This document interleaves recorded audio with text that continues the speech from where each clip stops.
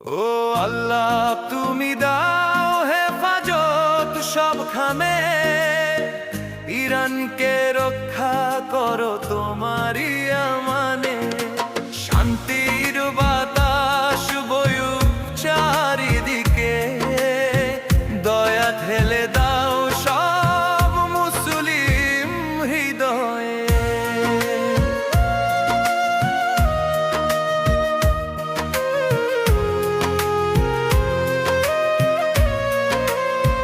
যেখানে আজ ভয় সেখানে দাও নূর,